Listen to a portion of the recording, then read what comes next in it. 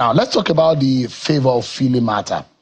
She prepared for 4 years to run in the sprint. She qualified for the 100-meter event and was ready to compete, Minister. Days to the event, she discovered she wasn't registered. It's so heartbreaking for the young girl who has worked so hard. We could see it on her face. It's crying and all what have you. You, as the Minister of Sport Development, should we hold you accountable or responsible since you have not told Nigerians who did that wicked act? Okay, as sports minister, you won't hold me responsible for what happened, as regrettable as it was. If you watched, what was playing out, immediately that news broke out, I responded immediately, because it is not the responsibility of the Minister of Sports Development to register athletes.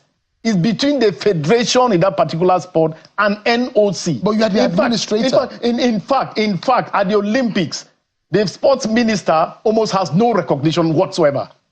The person IOC, the International Olympic Committee, recognizes is the president of a country's NOC. Even to get privileges in terms of rights, in terms of entrances to venues and all that, it is the president of NOC that has to make that happen for you or not. As the administrator and minister, I immediately questioned it.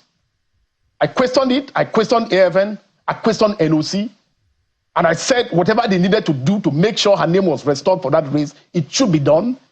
When it wasn't done regrettably, I still issued another statement and I said, just so we don't distract our concentration at the Olympics, after the Olympics, we're going to interrogate this and find out where the responsibility laid.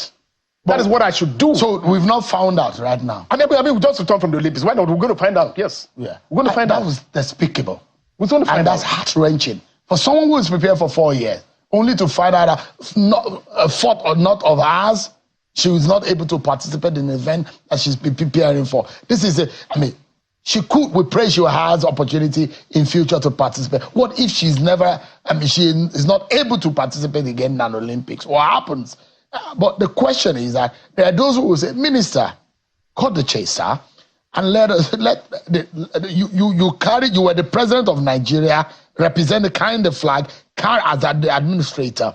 And a lot of people will think that as the administrator, you need to look into those details. And that's why a lot of people are mentioning your names and blaming you. No, you won't be able to look at those details. You will not be able to. Why not? Because the communication that goes on doesn't involve you.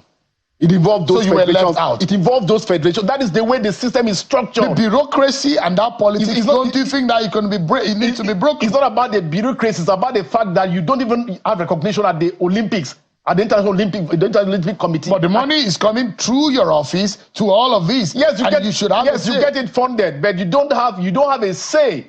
You don't have a role. Do you know, Minister? It's so embarrassing that, and confirm to us whether or not this is true. Some of the parents and some of the family members complained that they were supposed to get tickets to watch their words and their children or their family member. It was so bad that some of them were even denied tickets into those games. Are you aware? Well, I don't know much about that. All I can say is that for the games and for the sports that we could get tickets for people to watch, we did. I'm talking about corruption, about tickets alone.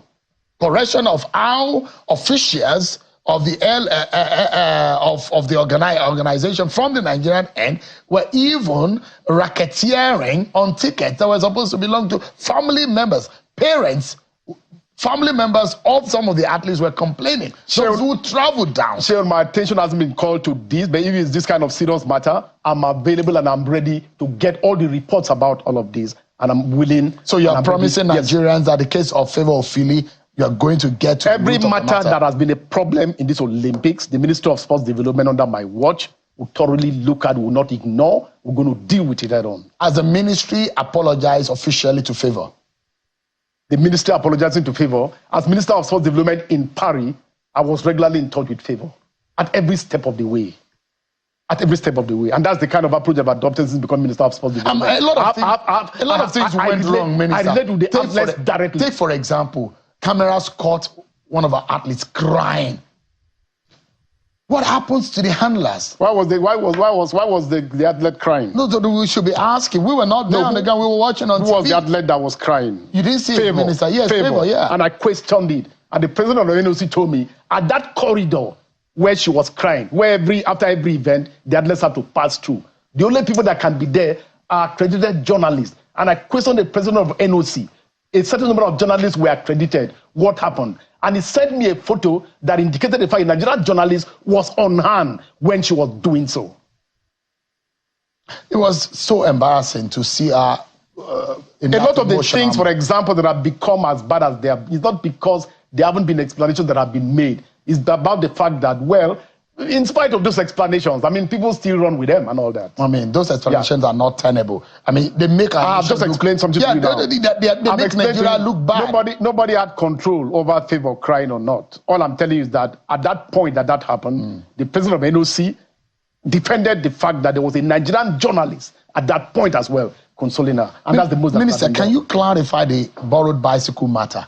That's another one that they had to go online on social media to be able to express our view. Did Nigeria really borrow bicycle from for Nigeria to compete at the Olympics? Is that what happened? Again, you're going to find out that a lot of the explanations that I'm going to make here in this program are explanations that I get details from the different federations. Again, underscoring the point that I made at the beginning about the fact that those who run these sports and these are the various presidents and the various leaderships of the federations. But having said so, again, in terms of my proactiveness, there is none of these that I found that I didn't immediately swing into action. I immediately called the president of the Cycling Federation to find out from him what happened. And the details, of course, I already tried to explain. What are those details? That before Nigeria left, Team Nigeria left for Paris, that Nigeria qualified for just one race in cycling. And the ministry made provision for every of the sporting federation in terms of their competition equipment.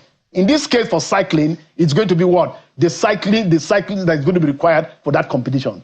When they arrived in Paris, the attention was called by the international body to say that a country had been disqualified and 2 more races were now awarded to Nigeria. At that point, those races required what?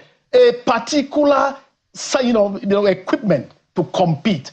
An equipment, a bike, for example, that after paying and ordering, you need to wait for about 2 months. We're already at the Olympics.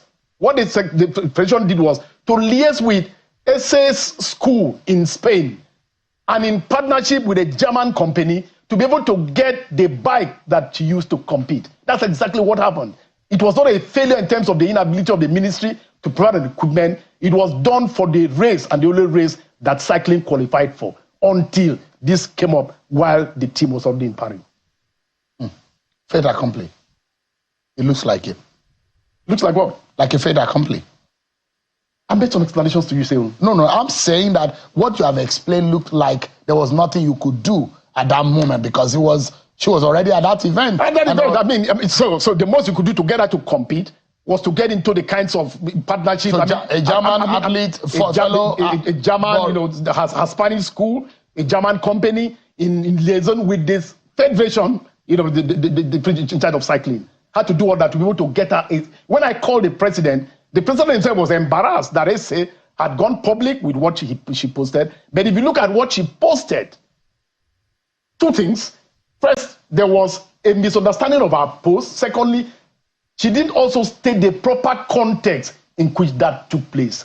And that gave rise to a lot of the things that you now heard. That I've explained to you. What I've explained is actually what happened.